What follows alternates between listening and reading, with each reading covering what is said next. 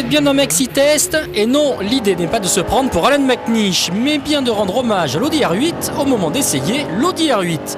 La première s'est forgé le plus beau palmarès en endurance, l'autre veut profiter du nom et de l'élan pour s'imposer dans un domaine jusque-là ignoré d'Audi, le grand tourisme. La voilà donc en vrai, cette R8 découverte au mondial de l'automobile, tellement plus belle ici que sur un podium qui ne l'avait pas forcément bien mise en valeur.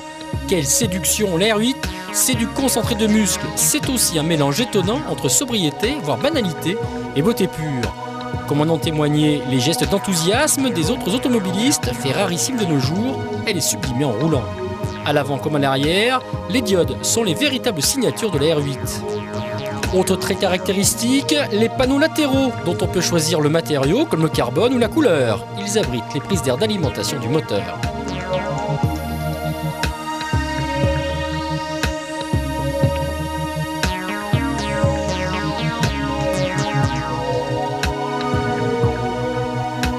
Tout aussi typique, le dessin des prises d'air. Les anneaux délaissent la calandre. Pour le capot, c'est inédit chez Audi.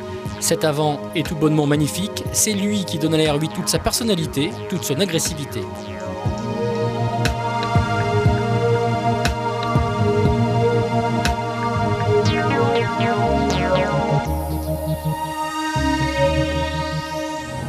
Et le moteur dans tout cela, eh bien il se trouve derrière les passagers, en position centrale arrière et longitudinale, enfermé dans le châssis aluminium, autre marque de fabrique Audi.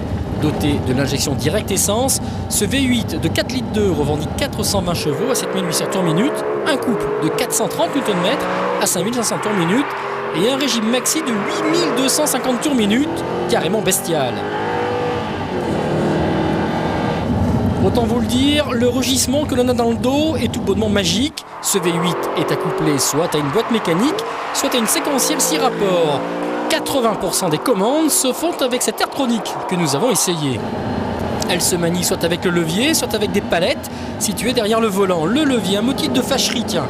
On ne va toujours pas se prendre pour un pilote, mais franchement, pourquoi nous demander de pousser pour monter les rapports et tirer pour les descendre? Bref, remis en manœuvre ou en début d'accélération, on revient vite aux palettes. Seul moyen pour ne pas avoir à se poser de questions.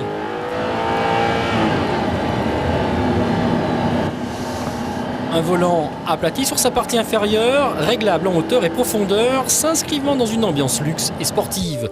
Comme de coutume chez Audi, aucune ostentation, mais une finition irréprochable. Rien ne manque dans un poste de conduite aux lignes arrondies. Notez la présence d'un pédalier alu, on hallucine, il est en option. Mauvais point pour Audi qui exagère d'ailleurs à ce sujet. Du chargeur 6CD au GPS+, en passant par les roues de 19 pouces, qui voudrait autre chose, la liste est beaucoup trop longue.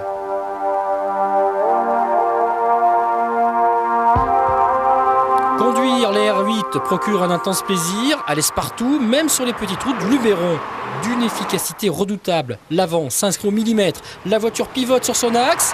Merci la répartition, 46% avant, 56% arrière. Merci aussi le centre de gravité bas et la direction directe et précise.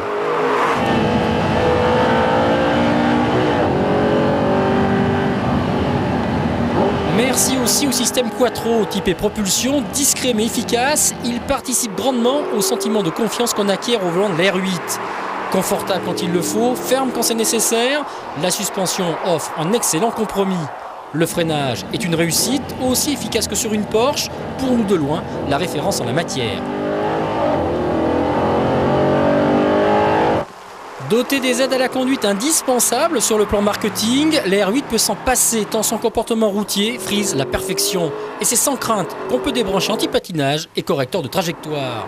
La R8 est si bien équilibrée que sur le mouillé aussi, elle impressionne. La prendre en flagrant délit de patinage n'est pas simple. En conclusion, Audi réussit avec la R8 un coup de maître. Sa légitimité est incontestable, la concurrence peut trembler.